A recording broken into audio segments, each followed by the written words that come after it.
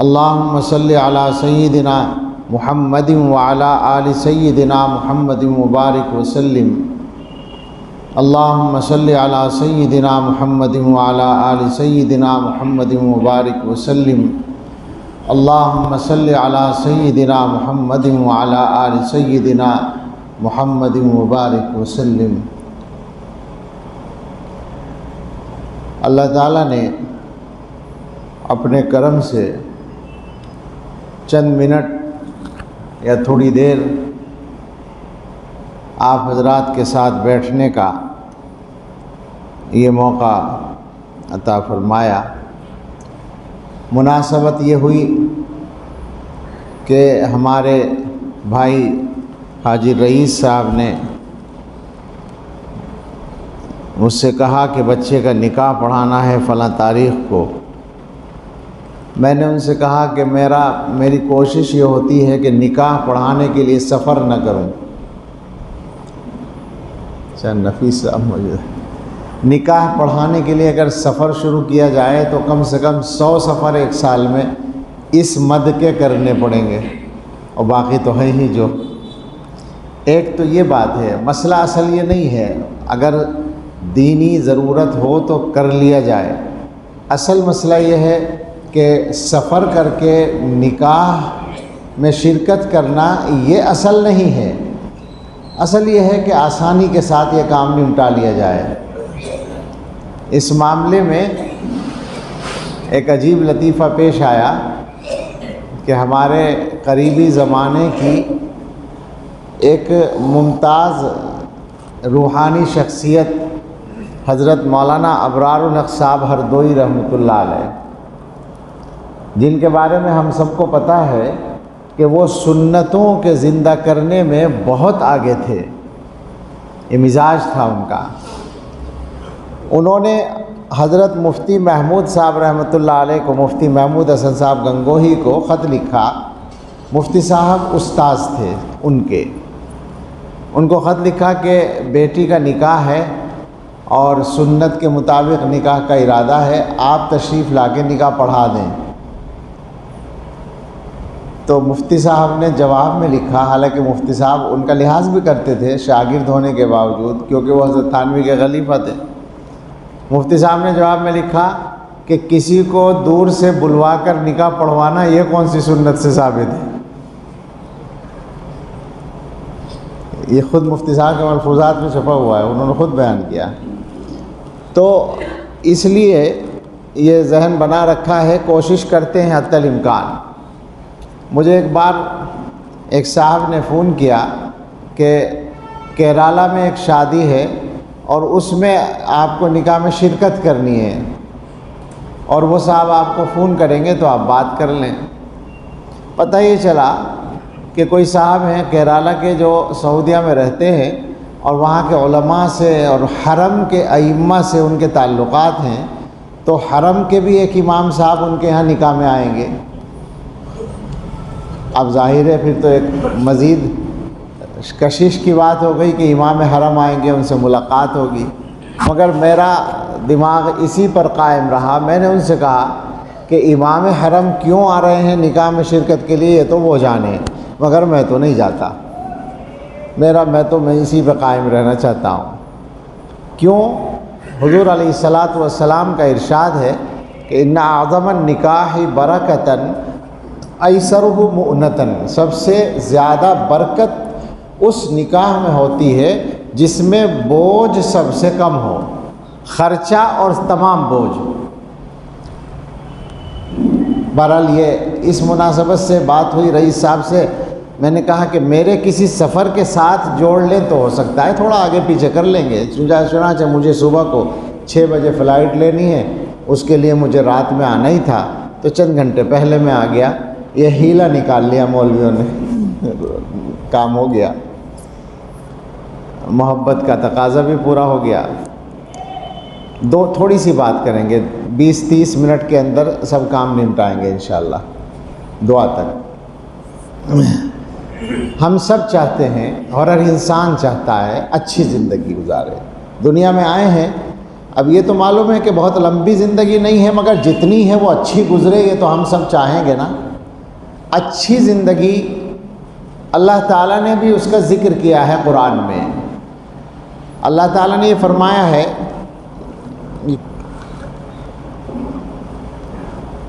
من عمل صالحا من ذکر او انثى وهو مؤمن فلنحيينه حیاتا طیبہ۔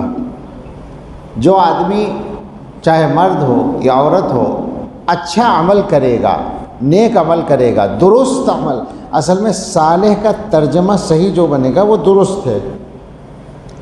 اب اس کو اردو میں آسانی کے لیے نیک کہہ دیا گیا تو لوگوں نے نیک کے لفظ کو سمجھ لیا کہ کوئی بزرگوں کے کرنے کا کام ہے، ہمارے کرنے کا نہیں ہے، تو اس لیے عمل کی طرف نہیں جاتے۔ ورنہ صحیح بات یہ ہے کہ اللہ تعالیٰ چاہتے ہیں کہ صحیح کام کرو بس۔ اب صحیح کام جس وقت کا جو تقاضا ہے وہی صحیح کام ہے۔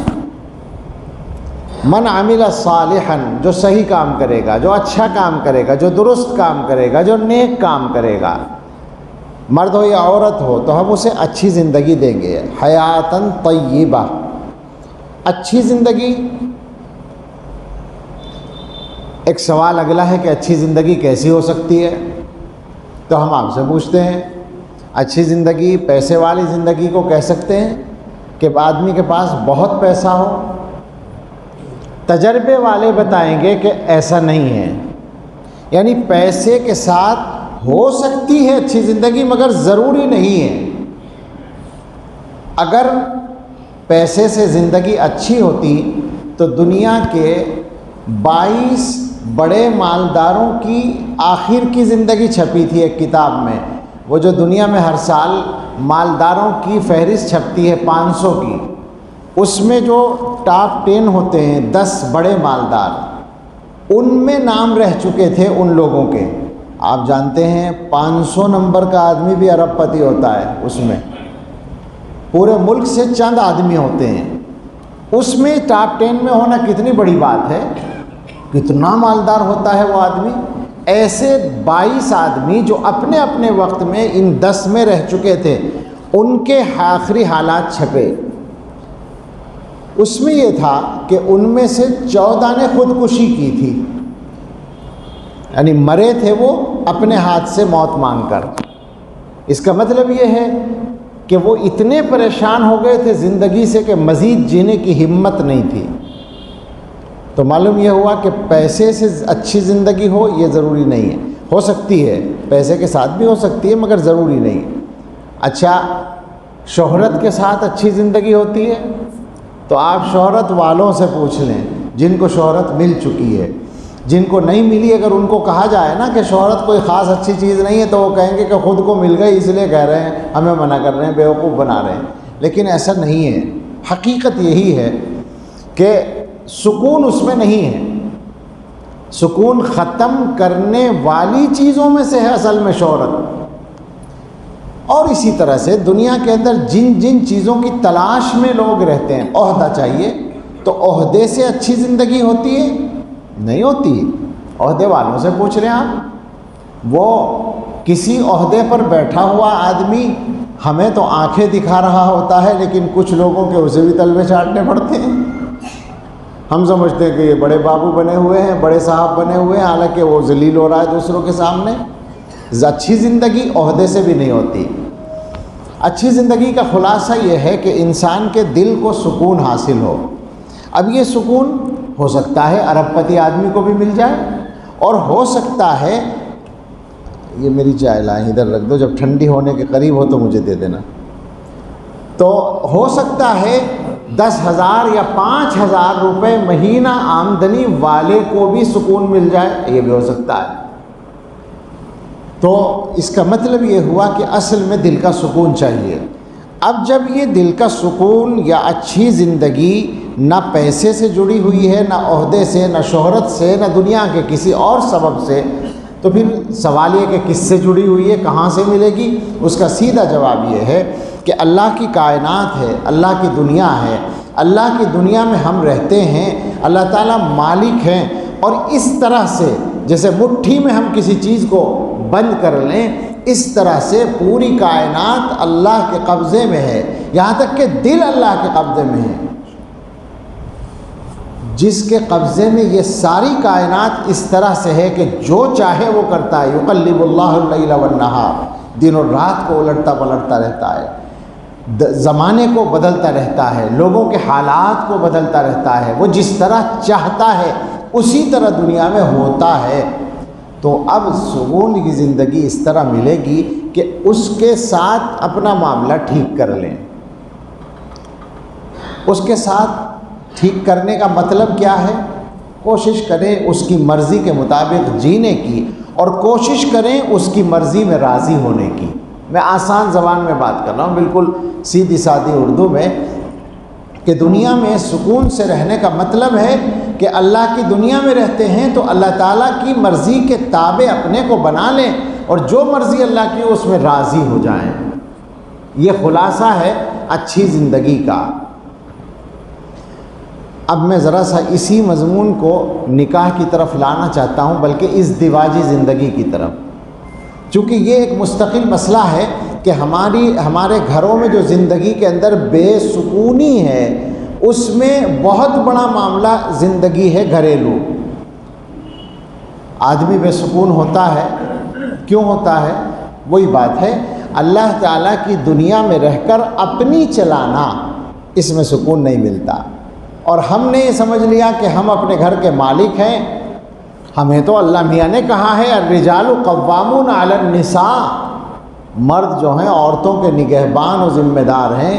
مردوں کے پاس عقل زیادہ ہے، عورتوں کے پاس عقل کم ہے، مرد جو ہے وہ بڑے حق ہیں اس کے ساتھ، لہذا ہم نے سمجھا کہ ہم مالک ہیں تو ہم گھر میں جو چاہیں کریں۔ سارا الزام میں نے آپ کے اوپر رکھ دیا، مردوں کے اوپر رکھ دیا۔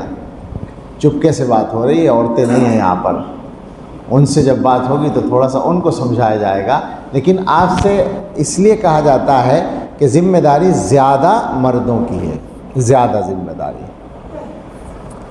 کہنا یہ ہے کہ اپنے گھر کا ماحول ایسا بنائیے جس میں اللہ کی مرضی چلے اور اللہ کی مرضی پر کوئی ناراض نہ ہو۔ اس کا ترجمہ کروں گا میں۔ ایک آدمی نماز نہیں پڑھ رہا، اس کو نماز پڑھنے کے لیے کہا جائے، کم سے کم اتنا ہو کہ وہ ناراض نہ ہو اس بات پر کہ مجھے نماز کے لیے کیوں کہا جا رہا ہے۔ یہ ماحول بنائیے، اس کے مزاج میں یہ ہو کہ بھئی اوہو میری آنکھ نہیں کھلی، انہوں نے مجھے جگا دیا، بہت اچھا کیا۔ یہ ماحول گھر میں بنائیے، یہ اللہ کی مرضی ہے نماز پڑھنا، نماز پر ناراض نہ ہو آدمی۔ اللہ کی مرضی ہے اولاد دینا یا نہ دینا، اور اولاد دینا تو کیا دینا؟ للہ ملک السماوات والارض، اللہ ہی کی ہے بادشاہت زمین و آسمان کی۔ یہ بند کر دیں۔ یخلق ما یشاء، وہ جو چاہتا ہے پیدا کرتا ہے۔ یہب لمن یشاء اناثا، جس کو چاہتا ہے وہ لڑکیاں دیتا ہے۔ ویہب لمن یشاء الذکور، اور جس کو چاہتا ہے بیٹے دیتا ہے۔ او یزوجہم ذکرانا و اناثا، اور یا ان کو دونوں جوڑے دے دیتا ہے، لڑکے بھی اور لڑکیاں بھی۔ وَيَجْعَلُ مَن يَشَاءُ عَقِيمًا، اور جس کو چاہتا ہے بانجھ بنا دیتا ہے۔ چاروں آپشن ہیں اللہ کے ہاں، اور وہ سب اللہ کے ہاتھ میں ہیں۔ اب ایک گھر میں بچے نہیں ہوئے تو کیوں ناراض ہیں صاحب آپ؟ اور ناراض کس سے ہیں؟ بیوی سے، بہو سے۔ ساس ناراض ہے بہو سے۔ اس کا مطلب یہ ہے کہ تمہارا یہ خیال ہے کہ بچے پیدا کرنا بہو کا کام ہے، اللہ میاں کا کام نہیں ہے۔ یہ مرضی اللہ کی مرضی، یہ بات اللہ کی مرضی کے خلاف ہے، تمہیں سکون نہیں ملے گا۔ بیٹیاں ہو گئیں تو شوہر بھی ناراض ہے، ساس بھی ناراض ہے، یہ منحوس ہے عورت۔ یہ تو ایک مستقل مسئلہ ہے کہ اس کو منحوس سمجھنا لڑکی کو، یہ کتنی خود نحوست کی بات ہے۔ لیکن اگر خدا نہ خواستہ لڑکی ہونا کوئی بری بات بھی ہوتی تو اس میں بیوی کا کیا دخل تھا تو اللہ میاں کا اختیار۔ تو اللہ تعالیٰ کی مرضی پہ راضی نہ ہونا یہ ہماری مصیبت ہے کہ لڑکیاں ہیں تو پریشان ہیں، اولاد نہیں ہے تو پریشان ہیں۔ ارے صاحب مانگتے تو ضرور رہیے اللہ سے جو آپ کا جی چاہتا ہے، لیکن اللہ تعالیٰ نے جو دیا ہے اس پہ راضی رہیے۔ اور اپنے گھر کے اندر اپنی ذات پر اور اپنے بچوں پر شریعت نافذ کیجئے۔ سب سے پہلے اپنی ذات پر۔ ہم لوگ کیا کرتے ہیں، ہم میں سے ہر ایک کو اپنا حق یاد رہتا ہے، دوسرے کا یاد نہیں رہتا۔ بیوی نے میرا یہ حق ادا نہیں کیا، بیوی نے میرے ساتھ یہ نہیں کیا، بیوی نے یہ نہیں کیا۔ بیوی سوچتی ہے شوہر نے یہ کمی کر دی، شوہر نے یہ کمی کر دی۔ گھریلو معاملات اچھے رکھنا یہ مردوں کی ذمہ داری ہے، اور اس میں تھوڑی سی سمجھداری سے کام لے کر معاملے کو آسان رکھا جا سکتا ہے۔ اور اس کا بہترین طریقہ ہے کہ لوگ سیکھ لیں کہ رسول اللہ صلی اللہ تعالیٰ علیہ وسلم کی سنت کیا ہے زندگی گزارنے کے سلسلے میں، حضور کا طریقہ کیا ہے۔ یہ تو مانیں گے نا کہ حضور علیہ السلام سے اچھی زندگی دنیا میں کسی نے گزاری نہیں ہے۔ آپ غور کریں اس پر، یعنی اگر آپ کسی سے بحث بھی کریں تو آپ یہ ثابت کرنے میں کامیاب ہو جائیں گے کہ سب سے اچھی زندگی حضرت محمد صلی اللہ علیہ وسلم نے گزاری ہے۔ حالانکہ وہاں یہ بھی ہوا ہے کہ ایک چاند اور پھر دوسرا چاند آ گیا اور چولہا نہیں جلا۔ یہ بات ہم لوگ جب پڑھتے ہیں تو سوچیں، یہ عورتوں سے کہنے کی اصل میں کہ حضور صلی اللہ علیہ وسلم کہ یہاں کتنا فقر تھا اور صبر تھا، اور اس صبر میں حضور کی بیویاں بھی تو شریک ہیں، ہماری مقدس مائیں۔ چولہا انہی کا تو تھا وہ جو ٹھنڈا پڑا رہتا تھا، انہی کو تو جلانا تھا اور وہ اس پہ راضی تھی۔ تو زندگی اس طرح گزارنے کے باوجود سب سے اچھی کامیاب زندگی گزاری ہے حضرت محمد صلی اللہ تعالیٰ علیہ وسلم نے۔ اور ان کی دو حیثیتیں تھیں، شوہر بھی تھے اور پیغمبر بھی تھے۔ ان کی جو بیویاں تھیں وہ ان کی شریک حیات بھی تھیں، رفیق حیات بھی تھیں اور امتی بھی تھیں۔ اب اگر حضور صلی اللہ علیہ وسلم ہر وقت اس موڈ میں رہتے کہ میں تو پیغمبر ہوں، یہ میری امتی ہیں، تو کام چل سکتا تھا؟ یعنی حضور یہ سوچتے کہ بس جو میرا اشارہ ہو اسی پہ عمل ہو، میری مرضی کے خلاف بالکل نہ ہو گھر میں، ایسے تو کام نہیں چل سکتا تھا۔ وہ بھی تو انسان تھی نا۔ لہٰذا حضور صلی اللہ علیہ وسلم نے ان کو بیوی اور اپنے آپ کو شوہر بنا کر رکھا گھر میں۔ اب سوچیں آپ کہ کوئی امتی پیغمبر سے اپنا ذاتی کام لینے کی ہمت کر سکتا ہے کہ پیغمبر میرا کام کرے؟ نہیں کر سکتا۔ لیکن حضور صلی اللہ علیہ وسلم اپنی ازواج کے کام میں ہاتھ بٹایا کرتے تھے۔ حضور صلی اللہ تعالیٰ علیہ وسلم اپنی ازواج مطہرات کے کام میں ہاتھ بٹاتے تھے۔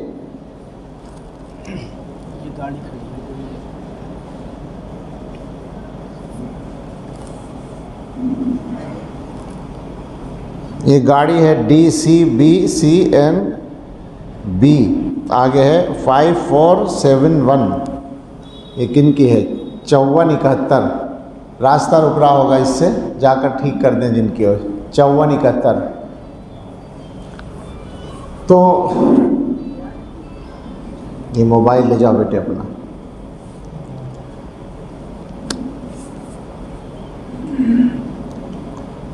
تو پیغمبر سے کوئی امتی کام نہیں لے سکتا، لیکن حضور صلی اللہ علیہ وسلم گھر کا کام کرتے تھے۔ کبھی بکری کا دودھ دہنے کا کام بھی حضور نے کیا ہے، آٹا بھی گوندھ کر دیا ہے، کبھی گھر کی صفائی میں بھی مدد کی ہے۔ یہ سارے کام رسول کی حیثیت سے ہوں گے یا شوہر کی حیثیت سے؟ شوہر کی حیثیت سے، برابر کی سطح پر آ کر۔ میں شوہر ہوں، یہ بیوی ہیں، ان کو اس وقت تکلیف ہے، ان کو اس وقت پریشانی ہے، مجھے ان کی مدد کرنی چاہیے۔ رسول اللہ صلی اللہ علیہ وسلم نے اس طرح سے زندگی گزاری ہے۔ ہم لوگ کیا کرتے ہیں؟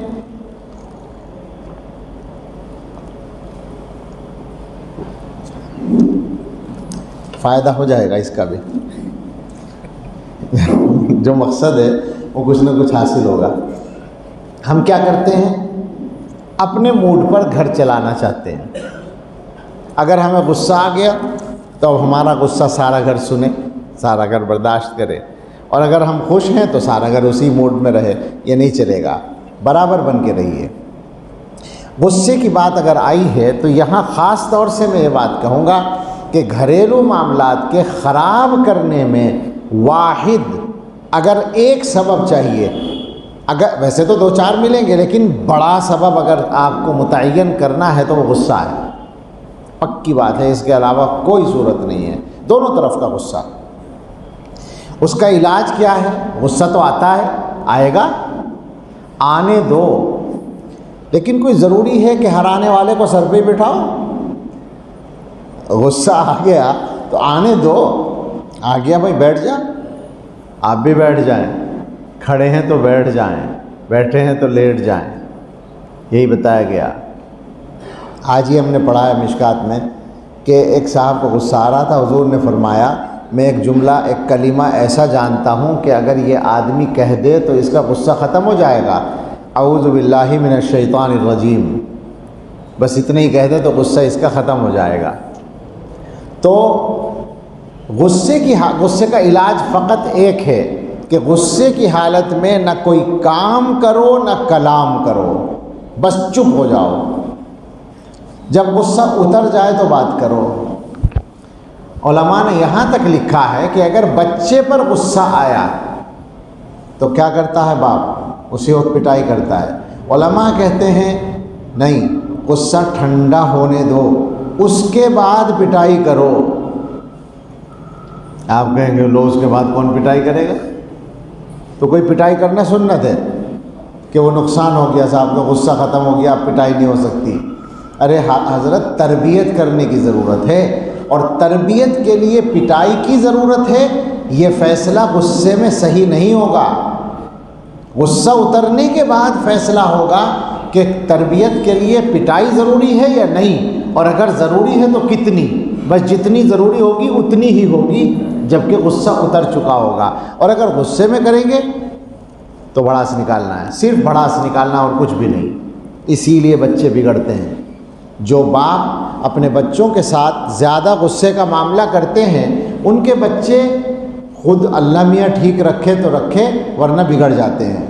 آپ نے دیکھا ہوگا بیٹا کہتا ہے کہ امی کو بتا کے آیا ہوں، یہاں آنے کا ابا کو پتہ نہیں ہے، کیوں؟ اس لیے کہ ان کو بہت غصہ ہے، وہ تو ایک دم غصہ ہو جاتے ہیں۔ کیا فائدہ ہوا؟ فائدہ کیا ہوا کہ آپ سے چھپ کے وہ کام کر رہا ہے۔ خیر، اتنی تفصیلات میں جانے کا وقت نہیں ہے، عرض یہ کرنا ہے کہ ہمارے سامنے رسول اکرم صلی اللہ تعالیٰ علیہ وسلم کا زندگی گزارنے کا سب سے خوبصورت طریقہ موجود ہے۔ اور ایک دو بات، میری بات ابھی شروع ہوئے 20-25 منٹ کے درمیان ہوئے ہیں، ایک بات یا دو باتیں اس پر کر لیں کہ جو ہم شادی بیاہ کرتے ہیں، شروع میں نے کہا تھا کہ مقصد یہ ہے کہ نکاح آسان ہو، دو وجہ سے۔ ایک تو یہ کہ نکاح آسان ہوگا تو برکت ہوگی، آپ یہ تجربہ کر کے دیکھ سکتے ہیں۔ موٹی عقل والا آدمی اتنا تو سمجھ لے گا کہ ایک برکت تو بالکل سامنے ہے کہ وہ جو 10 لاکھ خرچ ہو رہے تھے وہ نہیں ہوں گے تو برکت تو خود بخود ہو جائے گی، وہ بچ جائیں گے نا۔ کیا خیال ہے؟ مسلمان، میں بار بار کہتا پھرتا ہوں 10 سال سے لوگوں سے کہ اگر مسلمانوں نے اپنی شادیوں کو ٹھیک نہیں کیا تو مسائل خراب ہوتے جائیں گے، اور اگر کسی طرح سے اس پہ قابو پا لیا تو 80% مسئلے تو حل ہو جائیں گے۔ یہ پکی بات ہے، سوچی سمجھی بات ہم کہہ رہے ہیں آپ سے۔ میرا یہ مطلب نہیں کہ خالی پیسوں ہی کی برکت ہوگی، وہ تو چونکہ حضور نے فرمایا ہے تو حضور کے طریقے کے مطابق ہونے کی وجہ سے بعد میں بہت برکتیں ہو۔ نکاح کی برکتیں تو مرنے تک چاہیے نا بھائی، جو نکاح آپ نے کیا ہے اس کی برکتیں تو مرنے تک چاہیے کہ بیوی آخر تک موافق رہے، اولاد موافق رہے، یہ برکتیں تو آخر تک چاہیے نا۔ اور جو لوگ صحیح طریقے سے زندگی گزارتے ہیں اور صحیح طریقے سے شادی کرتے ہیں ان کو برکتیں ملتی ہیں۔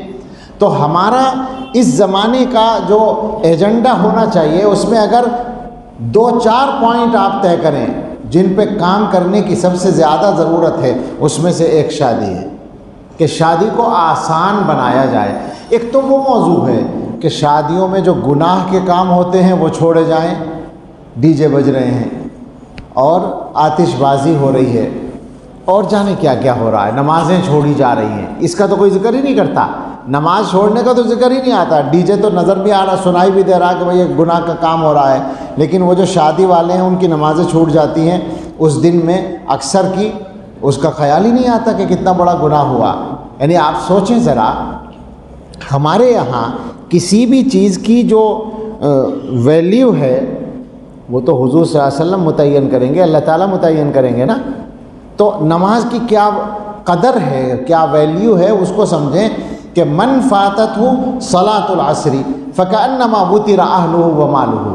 ترجمہ کرنے سے پہلے میں ایک بات کہوں کہ اگر کسی کے گھر حادثہ ہو جائے, اتنا بڑا حادثہ, گھر والے بھی ختم, مال بھی ختم, گھر اجڑ جائے. ایک آدمی کہیں گیا ہوا تھا اور پتہ یہ چلا کہ گھر پہ ایسا حادثہ, آگ لگ گئی, گھر والے بھی ختم ہو گئے اور مال بھی ختم. آپ کیا کہیں گے اس کو؟ سب سے بڑا حادثہ زندگی میں کسی کی, اگر بڑے سے بڑا حادثہ ہو سکتا ہے تو یہی ہو سکتا ہے, اتنا بڑا. یعنی اللہ سے 1000 بار پناہ چاہتے ہیں اس کا 100واں حصہ بھی ہونے سے. بہت خطرناک بات ہے. حضور یہ فرماتے ہیں کہ جس کی عصر کی نماز قضا ہو گئی, ایسا نقصان ہوا جیسے گھر والے اور مال سب ختم ہو گیا ہو. آپ سوچیں ذرا, ایک نماز کا قضا ہونا حضور کے حساب سے اتنا بڑا نقصان ہے, اور ہم شادی کے دن 5 نمازیں قضا کر رہے ہیں. اگر شادی کی وجہ سے اور کوئی نقصان نہ ہوتا, اتنا ہی ہوتا تو کتنا بڑا نقصان تھا. تو مقصد یہ ہے کہ ایک تو وہ کام ہیں جو گناہ ہیں جن کو چھوڑنا ہے, لیکن ایک ہے شادی کو آسان بنانا, شادی کے خرچے کو کم کرنا. میں آپ سے کہتا ہوں کہ اللہ نے آپ کو پیسہ دیا ہے اور آپ کو اختیار ہے کہ آپ اپنے بچوں کو اپنا پیسہ جتنا چاہیں دیں. تو یہ ہے کہ آپ اپنی بیٹی کو زیور دے دیں, زیور بنا کر دے دیں, جتنا چاہیں دے دیں. شیخ الحدیث حضرت مولانا زکریا صاحب رحمۃ اللہ علیہ نے لکھا ہے, ان کا مزاج یہ تھا کہ انہوں نے اپنے بچوں کی کسی بھی شادی میں ایک دیگ بھی نہیں پکوائی. مہمان عام دنوں میں کبھی کبھی رمضان میں اتنے آتے تھے کہ کئی دیگیں پکتی تھیں عام مہمانوں کے لیے, شادی میں کبھی ایک دیگ بھی نہیں پکی.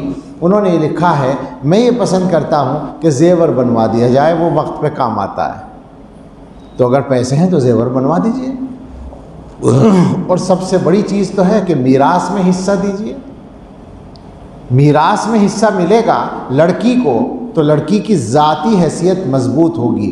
آپ مجھے بتائیں ذرا, بات لمبی نہ ہو جائے, کہ دنیا والے ہمارے اوپر اعتراض کرتے ہیں بہت سی چیزوں کے بارے میں کہ مسلمانوں کے یہاں عورت کا کوئی وہ نہیں ہے. کیوں نہیں کہے؟ چونکہ ہمارے یہاں عورت کو کمانے کی ضرورت نہیں ہے. ہمارے حساب سے وہ یہ سمجھتے ہیں کہ عورت پہ پابندی ہے, وہ بیچاری کما بھی نہیں سکتی, اپنی روزی روٹی کا انتظام بھی نہیں کر سکتی.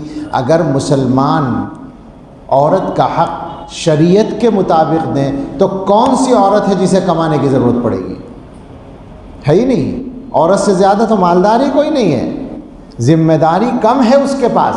ایک اعتراض یہ ہے کہ صاحب باپ مر گیا تو مسلمانوں کے یہاں اسلام میں شریعت میں بیٹے کا ایک حصہ اور بہن کا اس کی آدھا حصہ, ظلم ہے عورت کے اوپر. ہم یہ کہتے ہیں کہ ارے اللہ کے بندے, اس بیٹے کی ذمہ داریوں کا اگر تمہیں پتہ ہو اور اس کی ذمہ داریوں کا پتہ ہو تو یہ مزے میں ہے. اسے آدھا دے دیا اکیلی کو اور اس کے ساتھ 10 لگا دیں. اس کی بیٹے کی ذمہ تو بہت ساری ذمہ داریاں ہیں. ماں باپ کے پاس اگر کچھ نہیں ہے تو کس کی ذمہ داری ہے؟ بیٹے کی. نمبر 1 پر بیٹے کی ہے. بیٹی کی کہاں ہے؟ وہ بعد میں, اگر بیٹا نہیں ہے تو بیٹی کی ہوگی ورنہ نہیں ہوگی. تو خیر یہ تفصیلات ہیں. میراث دی جائے اور بچوں کے درمیان انصاف کیا جائے. شادی کو آسان بنایا جائے. شادی کو ایسے کر لیں جیسے زندگی کے بہت سے کام کرتے ہیں, اس انداز سے کر لیں جیسے حضور صلی اللہ علیہ وسلم کے زمانے میں ہوتی تھی. تو اس کے جتنے فائدے ہوں گے ان کا شمار کرنا مشکل ہے.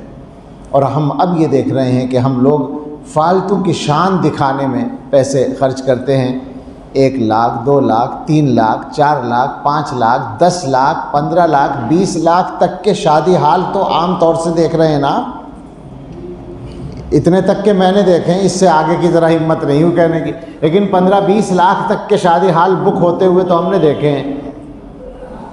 کیا مصیبت ہے آخر؟ یہی تجھ کو دھن ہے رہوں سب سے بالا، ہو زینت نرالی ہو فیشن نرالا، تجھے حسن ظاہر نے دھوکے میں ڈالا، جیا کرتا ہے کیا یوں ہی مرنے والا۔ یہ خیال ہی نہیں ہے کہ مرنا بھی ہے، شان دکھانی ہے بس۔ اور شان کیا ہے؟ اپنے بچوں کو دینا ہے اور دنیا کو دکھا کے دینا ہے۔ کوئی بات ہے بھلا، یہ کمینے پن کی بات ہے، کمزرفی کی بات ہے۔ اپنے بچوں کو دو تو چپکے سے دو نا، دنیا کو دکھا کر کیوں دیتے ہو؟ بعض برادریوں میں گلی کے اندر جہیز سجایا جاتا ہے، پلیٹیں تک نکال کر رکھ دی جاتی ہیں۔ کیا پاگل پن ہے؟ یعنی ہم جہیز اتنا دے رہے ہیں، اور وہ لڑکی والے پاگل نہیں ہیں، اصل میں سماج اس طرح کا بنا ہوا ہے، ماحول بنا ہوا ہے، معاشرہ بنا ہوا ہے۔ نہیں دکھائیں گے تو دوسرے لوگ، اس کے سسرال والے کہیں گے کچھ نہیں دیا، اور وہ دکھا کے دیتے ہیں تاکہ بتا سکے کہ ہم نے دیا ہے، دیکھو، وہ انکار نہ کر سکے۔ مصیبتیں ہیں۔ اچھے میں سمجھتا ہوں 99% گھروں میں یہ حال ہے، جو دیندار بھی کہلاتے ہیں، نمازی بھی ہیں، کہ ان کے دلوں میں جہیز کی طلب ہوتی ہے، نہ ملے تو بیٹی پریشان ہوتی ہے، بہو پریشان ہوتی ہے۔ اچھے گھروں میں یہ ہو رہا ہے، پھر بھی ہم اپنے آپ کو دیندار کہتے ہیں۔ اللہ تعالی ہمیں سب کو اپنی رضا کے مطابق زندگی گزارنے کی توفیق دے، جس کے نتیجے میں ہماری زندگی اچھی ہو جائے، خوشگوار ہو جائے۔ یہیں سے ہم نے بات شروع کی۔ اللہ نے یہ وعدہ کیا ہے کہ تم صحیح عمل کرو گے تو ہم تمہیں اچھی زندگی جلائیں گے۔ ہم سب کو اچھی زندگی چاہیے، تو اپنے حصے کا کام اس میں کرنا چاہیے، باقی اللہ کے اوپر چھوڑنا چاہیے۔ انشاءاللہ زندگی اچھی ہوگی۔ اللہ توفیق عطا فرمائے۔ لائیے بھائی، کہاں ہیں رئیس بھائی؟ دولہا کہاں ہیں؟ آؤ بیٹے، آ جاؤ۔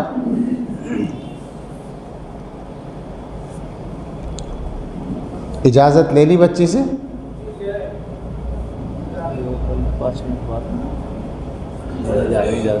اب جا رہے ہیں لینے، چلیے جلدی سے کر لیں۔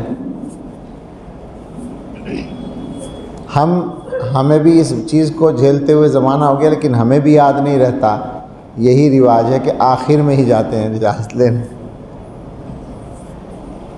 اصل میں تو باپ نے اجازت لے رکھی ہے، باپ وکیل ہے بیٹی کا، اس کے بغیر رشتہ کہاں ہوتا ہے؟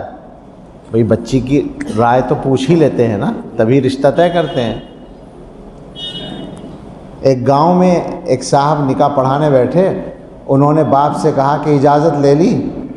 اس نے کہا کہ 2 مہینے سے کپڑے سیتے سیتے وہ تھک گئی، اب بھی اجازت نہ ہوئی۔ جس کا نکاح ہے وہ 2 مہینے سے اپنی شادی کے کپڑے سی رہی ہے، تو وہ بغیر اجازت کے سی رہی ہے؟ اس کی مرضی ہے جبھی تو سی رہی ہے وہ۔ یہ گاؤں کے آدمی، یہ واقعہ ہے سچا، لطیفہ نہیں ہے۔ ایک گاؤں کے ایک صاحب تھے، انہوں نے کہا تھا کہ 2 مہینے ہو گئے کپڑے سیتے سیتے اسے، اب بھی اجازت نہ ہوئی اس کی۔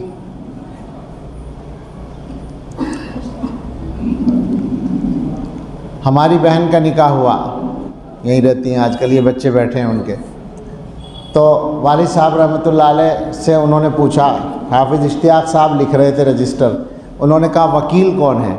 ابا نے کہا میں۔ انہوں نے کہا گواہ کون ہے؟ کہا سفیان سلمان، ہم دونوں بھائیوں کا نام لے دیا۔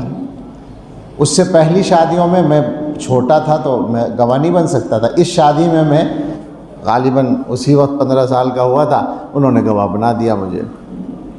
تو اصل ایک چیز یہ بات یاد آ گئی کہ اجازت لینے کے لیے جو جاتے ہیں اس میں کوشش کرنی چاہیے کہ محرم لوگ جائیں۔ لوگ نامحرموں کو بھیج دیتے ہیں، پھوپا، خالو اور فلاں۔ اصل تو باپ اور بھائی ہیں، اور اگر کوئی مجبوری ہے تو چچا ہیں، ماموں ہیں، یعنی محرم رشتے، وہ جائیں اجازت لینے کے لیے، اور وہی وہاں گواہ کے طور پر ہوں، وہ ٹھیک ہے۔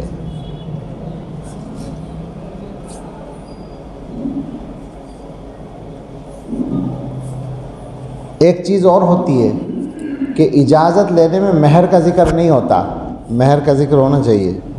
لڑکی کو پتہ ہو کہ میرا نکاح اتنے مہر پر کیا جا رہا ہے، اگرچہ نکاح ہو جائے گا، چونکہ لڑکی نے باپ کو اختیار ہی دے رکھا ہے کہ وہ جو چاہے طے کر لے باپ، لیکن شرعی بات یہی ہے کہ اس کو بھی پتہ ہو کہ میرا مہر کیا طے ہو رہا ہے۔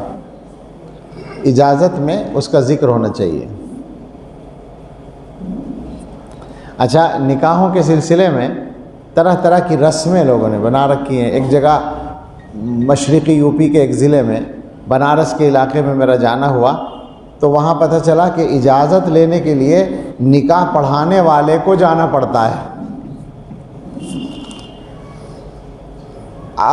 اور ساتھ میں غالباً دولہا بھی جاتا ہے۔ دولہا بھی جائے گا، نکاح پڑھانے والے قاضی صاحب بھی جائیں گے، اور دو تین آدمی پھر تو اور ہوں گے ہی، ظاہر ہے۔ اور مزید ایک مصیبت یہ کہ لڑکی سے اجازت لیں گے تو اس سے زبان سے کہلوائیں گے اجازت کے، جی اجازت ہے۔ عجیب بات ہے، حالانکہ یہ ضروری نہیں ہے۔ اگر وہ خاموش ہے یا رو رہی ہے، اور رونا اس انداز کا ہے جیسے جو راضی ہونے کی علامت ہوتا ہے، تو ٹھیک ہے، کافی ہے بس۔ لیکن وہاں زبان سے کہلواتے ہیں کہ جی کہو۔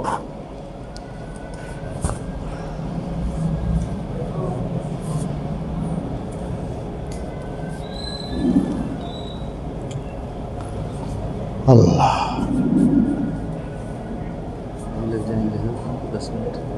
اچھا تو قریب ہے گھر، تو گئے نہیں ابھی تک؟ نکاح چلیے، مولانا یہ کہہ رہے ہیں کہ ابھی چند منٹ لگ جائیں گے، مطلب یہ کہ میں کچھ اور بول سکتا ہوں، بولنا چاہیے، اس وقت کو کام میں لگائیں۔ اسی پر بات کرتے ہیں، نکاح کو آسان بنانے کی کوشش کریں۔ یہ رسمی باتیں نہیں ہیں، اللہ کے واسطے اس کو سمجھ لیں، اپنے اپنے گھر میں نافذ کریے۔ اور چونکہ اس میں کئی فریق ہیں جن کا کردار ہے، لڑکوں کا ہے جن کی شادی ہو رہی ہے، ان کے ماں باپ کا ہے۔ بہت سی جگہ ایسا ہوتا ہے کہ بیٹا تیار ہے سادگی سے شادی کرنے پر، ماں باپ تیار نہیں ہے، بالکل تیار نہیں ہوتے، لڑائی ہو جاتی ہے، مجبور ہوتا ہے بیٹا۔ تو ماں باپ کو سوچنا چاہیے کہ اگر کوئی بچہ شریعت کے مطابق چلنا چاہتا ہے، ہم اس کو شریعت سے روک کر کتنا بڑا گناہ کر رہے ہیں، یہ بھی تو سوچنے کی ضرورت ہے۔ ایک پہلو اور ہے کہ عام طور سے لوگوں میں یہ حوصلہ نہیں ہوتا کہ وہ اپنے طور پر اکیلے شادی کو عام رواج سے ہٹ کر لیں، یہ اکثر نہیں ہے، بہت کم لوگ ہوتے ہیں اس حوصلے والے۔ تو بہتر یہ ہے کہ اجتماعی طور پر اس کام کو کیا جائے، اور اس میں جو صاحب حیثیت لوگ ہیں، مالدار لوگ ہیں، وہ اس میں کردار ادا کر سکتے۔ غریب آدمی نہیں کر سکتا، وہ مجبور ہوتا ہے دوسروں کے طریقے سے شادی کرنے پر۔ مالدار آدمی دے یا نہ دے، اس کا روب تو رہے گا، وہ کر سکتا ہے یہ کام۔ اس کام کو محلے کی سطح پر بھی کیا جا سکتا ہے، برادری کی سطح پر بھی کیا جا سکتا ہے، گاؤں کی سطح پر بھی کیا جا سکتا ہے۔ ایک تجربہ جو میں نے دیکھا ہے اور میں نے بعض جگہ بیان کیا ہے، وہ میں سناتا ہوں۔ مدھیہ پردیش میں اندور کا جو علاقہ ہے، اس میں ایک سندھی برادری ہے مسلمانوں میں، جو گاؤں میں زیادہ تر ہیں، کئی سو گاؤں ہیں ان کے، آبادی بہت بڑی ہے، ان کی بڑی برادری ہے۔ تو ان کے ذمہ داروں نے یہ سوچا ایک مرتبہ، اب سے کوئی 10 سال پہلے کی بات ہوگی، 10-12 سال پہلے کی، انہوں نے یہ سوچا کہ شادیوں نے مصیبت کر رکھی ہے، غریب آدمی اور پریشان ہوتا جا رہا ہے، تو اس کو بدلنا چاہیے۔ تو انہوں نے طے کیا کہ ہم سال میں 2 مرتبہ شادی سمیلن کریں گے۔ انہوں نے نام رکھا اس کا شادی سمیلن۔ اس کا طریقہ انہوں نے یہ کیا کہ ایک کمیٹی بنا دی۔ اس کمیٹی کا معاملہ یہ تھا کہ وہ تاریخ طے کر کے اعلان کرتی، 15 مئی کو شادی سمیلن ہوگا۔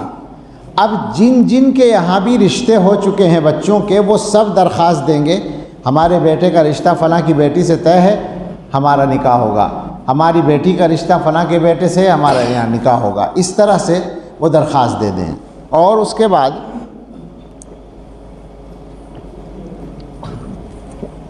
وہ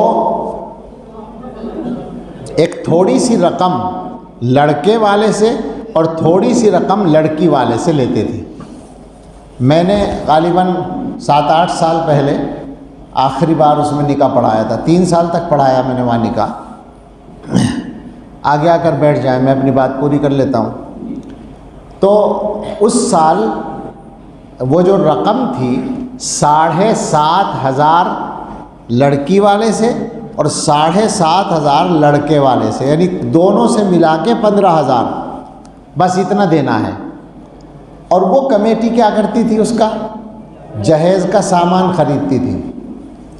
وہ سامان اتنا ہوتا تھا کہ اگر کوئی غریب لڑکا لڑکی اپنا گھر نئے سرے سے شروع کرنا چاہیں شادی کے بعد، وہ کام چل جائے، ایک بیڈ، کچھ ایک سیف، کچھ برتن، کچھ کپڑے، چادریں وغیرہ، اس طرح کی ضرورت کی چیزیں وہ چونکہ اکٹھا لیتے تھے بڑی تعداد میں تو سستا مل جاتا تھا ان کو، 15,000 میں وہ کافی چیزیں ہو جاتی تھیں۔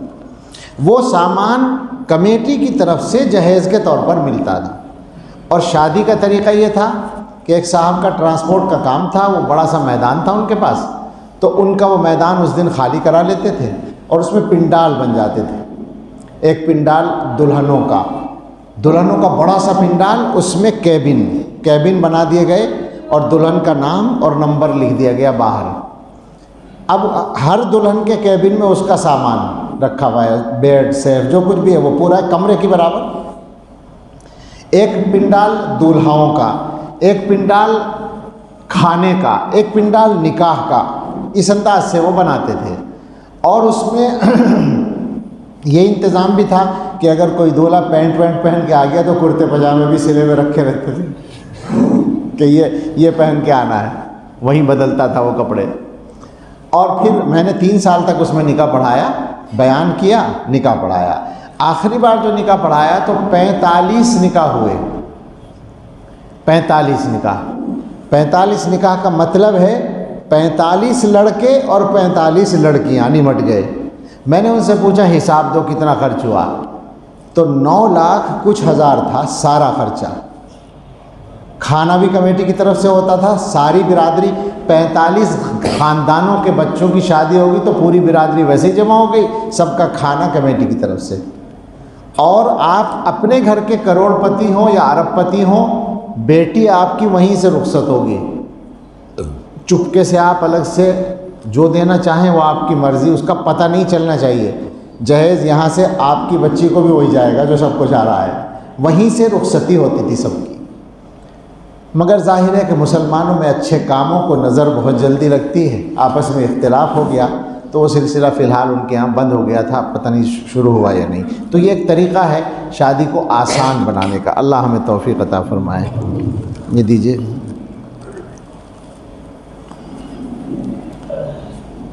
بچی کا نام رفعت، سلیم صاحب کی بیٹی، مہر 25,000 روپے مہر دینا ہے بیٹے۔ ایک مولانا صاحب نے نکاح پڑھانے سے پہلے کہا اس سے کہ دیکھو مہر کتنا ہوگا، کہنے لگے جو چاہے رکھ دو۔ تو انہوں نے کہا بھائی دینا ہے، کہنے لگے اللہ نہ کرے۔ اس نے کہا اللہ نہ کرے۔ سمجھے آپ اس کا مطلب؟ مسلمانوں کی بدعملی یہاں تک پہنچی ہوئی ہے کہ وہ یہ سمجھتے ہیں کہ مہر تو یا تو مرنے کے وقت دیا جاتا ہے یا طلاق، نعوذ باللہ طلاق ہو تو اس وقت دیا جاتا ہے، یہ سمجھتے ہیں۔ اس لیے کہا اس نے اللہ نہ کرے۔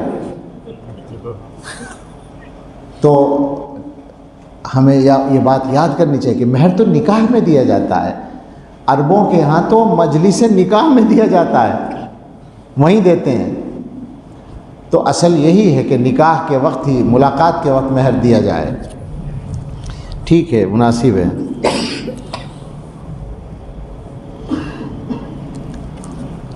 بسم اللہ الرحمن الرحیم۔ الحمد للہ نحمده ونستعینه ونستغفره ونؤمن به ونتوکل علیہ ونعوذ باللہ من شرور انفسنا ومن سیئات اعمالنا، من يهده الله فلا مضل له ومن يضلله فلا هادي له، ونشهد ان لا اله الا الله وحده لا شريك له، ونشهد ان سيدنا ونبينا ومولانا محمدا عبده ورسوله صلی اللہ تعالی علیہ وعلى آلہ واصحابہ وبارک وسلم تسلیما کثیرا۔ اما بعد فاعوذ باللہ من الشیطان الرجیم، بسم اللہ الرحمن الرحیم۔ یا ایہا الناس اتقوا ربکم الذی خلقکم من نفس واحدۃ وخلق منها زوجها وبث منهما رجالا كثيرا ونساء واتقوا الله الذي تساءلون به والأرحام إن الله كان عليكم رقيبا يا أيها الذين آمنوا اتقوا الله حق تقاته ولا تموتن إلا وأنتم مسلمون يا أيها الذين آمنوا اتقوا الله وقولوا قولا سديدا يصلح لكم أعمالكم ويغفر لكم ذنوبكم ومن يطع الله ورسوله فقد فاز فوزا عظيما قال رسول الله صلى الله عليه وسلم النكاح من سنتي وفي رواية أخرى فمن رغب عن سنتي فليس مني أو كما قال عليه الصلاة والسلام۔ انس صاحب، سلیم احمد صاحب کی بیٹی رفعت کا نکاح آپ سے میں نے 25,000 روپے مہر کا عوض کیا، آپ نے قبول کیا؟ جی قبول کیا۔ بارک اللہ لکما وجمع بینکما بخیر۔ اب دعا کر لیں۔ الحمدللہ رب العالمین والصلاة والسلام علی سیدنا محمد وآلہ واصحابہ اجمعین۔ یا رب لک الحمد کما ینبغی لجلال وجہک وعظیم سلطانک۔ ربنا آتنا فی الدنیا حسنة وفی الآخرة حسنة وقنا عذاب النار۔ ربنا هب لنا من ازواجنا وذریاتنا قرة اعین واجعلنا للمتقین اماما۔ اللہم انک عفو تحب العفو فاعف عنا۔ اللہم ان قلوبنا ونواسینا وجوارحنا بیدک لم تملکنا منها شیئا فإذا فعلت ذلك بنا فكن أنت ولينا واهدنا إلى سواء السبيل۔ اللهم لك الحمد شكرا ولك المن فضلا۔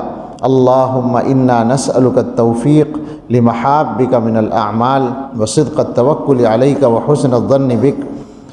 سبحان خالق النور، اللهم لا تهلكنا فجاءة ولا تأخذنا بغتة ولا تغفلنا عن حق ولا وصية۔ اے اللہ ہم سب کے گناہ معاف فرما دیجئے۔ اے اللہ جو باتیں اس وقت کہی گئی ہیں ان پر عمل کی توفیق عطا فرما دیجئے۔ اے اللہ جو نکاح ہوا ہے اس میں خیر و برکت عطا فرما دیجئے، دنیا اور آخرت کی برکتیں عطا فرما دیجئے۔ اے اللہ اس جوڑے کو خوشگوار زندگی عطا فرما دیجئے، اولاد صالح عطا فرمائیے، رزق واسع عطا فرمائیے، سعادت دارین مقدر فرمائیے، ان کے والدین کا سایہ ان کے اوپر قائم رکھیے، دونوں خاندانوں میں اتفاق و محبت قائم رکھیے۔ اے اللہ ہم سب کے بچوں کے سلسلے میں ہماری اچھی تمنائیں پوری فرما دیجئے، ہمارے بچوں کی زندگی خوشگوار بنا دیجئے۔ جو بیٹیاں اپنے گھروں میں پریشان ہیں ان کی زندگی اچھی کر دیجئے، ان کی پریشانی دور کر دیجئے۔ ہمیں اپنے بچوں کی طرف سے آنکھوں کی ٹھنڈک عطا فرمائیے، ہمارے گھروں کی زندگی خوشگوار بنا دیجئے۔ اے اللہ ہمیں سنت کے مطابق زندگی گزارنے کی توفیق دے دیجئے۔ جن گھروں میں بیماری ہے یا ہمارے متعلقین میں کوئی بیمار ہیں سب کو صحت کاملہ عطا فرما دیجئے، مقروضوں کے قرضے ادا کرا دیجئے، بے گھروں کو آرام دہ کشادہ گھر دے دیجئے۔ اے اللہ بے روزگاروں کو بابرکت حلال روزگار عطا فرما دیجئے، جو مقدموں میں الجھے ہوئے ہیں بری کر دیجئے، جو جیلوں میں بند ہیں رہائی دلا دیجئے۔ اے اللہ سارے مسائل آسانی سے حل فرما دیجئے، ہم سب کی ضرورتیں آسانی سے پوری فرما دیجئے، ہماری اچھی تمنائیں پوری فرما دیجئے، بری تمناؤں سے ہمارے دلوں کو پاک کر دیجئے۔ اے اللہ ہمارے دلوں سے گناہوں کے خیالات نکال دیجئے، گناہوں کی ظلمت نکال دیجئے، ہمارے دلوں کو اپنے ذکر کے نور سے، اپنی یاد کے نور سے منور فرما دیجئے۔ اے اللہ سنت کے مطابق زندگی نصیب فرما دیجئے۔ اے اللہ آنے والے وقت کو ہم سب کے لیے پہلے سے زیادہ اچھا بنا دیجئے۔ اے اللہ ہم سب کے اور ہمارے اہل و عیال و متعلقین کے، ہماری نسلوں کے اور پوری امت کے لوگوں کے ایمان کی حفاظت فرمائیے۔ اے اللہ جان و مال کی، عزت و آبرو کی، گھر بار آل اولاد کاروبار کی حفاظت فرمائیے۔ اے اللہ اس پوری مجلس پر اور اس پورے علاقے پر اپنی رحمت خاص کی ایک نظر ڈال دیجئے، ہم سب پر رحمت کی نظر ڈال دیجئے، ہمارے دلوں پر رحمت کی نظر ڈال دیجئے۔ اے اللہ ہم سب کے دلوں کی اچھی تمنائیں پوری فرما دیجئے۔ اے اللہ انجام بہتر فرما دیجئے، برے انجام سے ہم سب کی حفاظت فرمائیے، اچانک موت سے ہم سب کی حفاظت فرمائیے، حادثات سے ہم سب کی حفاظت فرمائیے، معذوری سے ہم سب کی حفاظت فرمائیے۔ اے اللہ اپنے لیے، گھر والوں کے لیے، پوری امت کے لیے ہر خیر کا سوال کرتے ہیں، عطا فرما دیجئے، ہر شر سے پناہ چاہتے ہیں، اپنی پناہ میں لے لیجئے۔ اللہم انا نسألک خیر المسألة وخیر الدعاء وخیر النجاح وخیر العمل وخیر الثواب وخیر الحیاة وخیر الممات انک علی کل شیء قدیر سبحان ربک رب العزة عما یصفون وسلام علی المرسلین والحمد للہ رب العالمین وصلی اللہ علی النبی الکریم وآلہ واصحابہ اجمعین برحمتک یا ارحم۔ اگر یہ مساجد مدارس نہ ہوتے کہیں